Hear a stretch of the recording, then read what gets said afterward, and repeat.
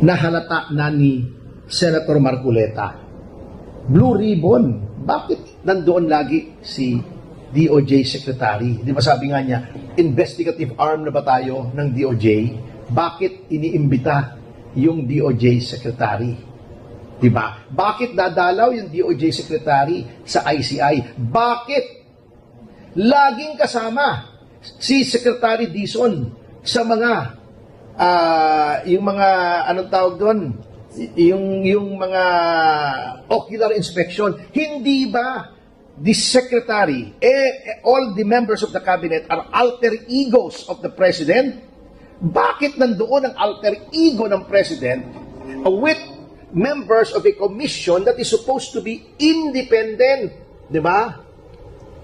May powers, binigyan ng powers, far-reaching powers. Kailangan pa ba may DOJ? Kailangan pa ba may Secretary ng Public Works na alter ego ng President? Extensions of the personality of the President. Yan ang mga inconsistency. Since na-mention niyo po kanina, going back po doon sa flood control scandal, since na-mention mo kanina na parang more na lang yung investigation of government on flood control release. And then you said nga na yung DOJ was with the GAICI yesterday. For the record po, niliniwan po tayo na hindi na pwede po, hindi independent pero investigation po. I regret to say na it is my firm belief na compromise na ang independence ng ICI with the government's undue and inordinate reliance on the DOJ to do everything. Kita nyo, nahalata na ni Senator Marcoleta. Blue ribbon. Bakit nandoon lagi si DOJ Secretary? Di ba sabi nga niya, investigative arm na ba tayo ng DOJ? Bakit iniimbita yung DOJ Secretary? Di ba? Bakit dadalaw yung DOJ Secretary sa ICI? Bakit laging kasama si Secretary Dizon sa mga yung mga anong tawag doon? Yung mga ocular inspection? Hindi ba the Secretary, all the members of the cabinet are alter egos of the President? Bakit nandoon ang alter ego ng President with members of a commission that is supposed to be independent? Di ba? May powers, binigyan ng powers, far-reaching powers. Kailangan pa ba may DOJ? Kailangan pa ba may Secretary ng Public Works na alter ego ng President? Extensions of the personality of the President. Yan ang mga inconsistency. SMNI, di ba sinasabi nila, yung mga pumunta daw doon sa compound ng Kingdom, walang barel. Di ba kita sa video may mga barel? Ganyan ang pamahalaan natin. You cannot rely on this administration to tell the truth. Puro panliling lang. They say one thing but do another. Yan po ang nakalulungkot sa kasalukuyang administrasyon. Thank you po.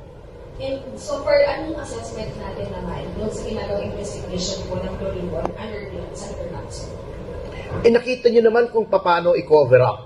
Tuwing napupunta na kay Martin, ililihis niya. Bago, eto pa ha, eto malalim kong iniisip ito sa Blue Ribbon at sa Senado. Okay. Kapag noong ang ini-enumerate noong mga diskaya ay mga congressmen, wala naman silang ginawa, di ba? Noong si Hernandez at si Alcantara ang nagbanggit, mga senador, di ba ang DOJ finreeze agad through the AMLAC yung mga bank accounts ni Senators Joel Villanueva, Jinggoy Estrada, pati ba si Cheese na freeze? Oo. Finreeze, di ba? Oo. Bakit nung nagbanggit congressman di finreeze? Bakit yung senador pinifreeze? Bakit yung NBI, although hindi na Blue Ribbon ito which is under the DOJ, ang nirekomendang filean, 3 senador, pero sa dami ng congressmen, dalawa lang ang pinapafailan.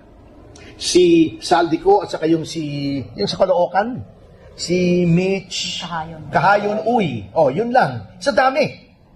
Binanggit si Martin. Bakit hindi nila pinapafailan si Martin? Yung ibang congressman, ang daming binanggit ni Diskaya. Di ba? Oh. Bakit ganon? Hindi kaya, naglabas sila aksyon ng pahayag, halos lahat daw ng senador. Mayroong insertion sa flood control. What are they trying to do? Etong naiisip ko, ito theory ko lang naman ha.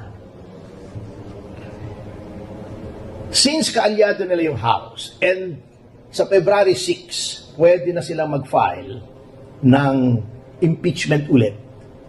Pinoprotektahan nila yung House.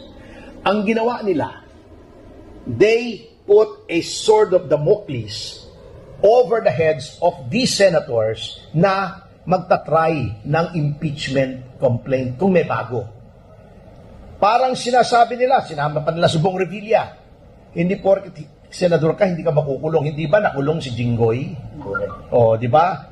Nakulong si Juan Ponce Enrile. Di ba? Di ba nakulong si Bong Revilla kahit senador? Magpa-file kami ng impeachment, kita nyo tinarget yung mga anti-impeachment na nakita nila. Si Jinggoy, Joel, Chis Escudero, yung mga nag-archive.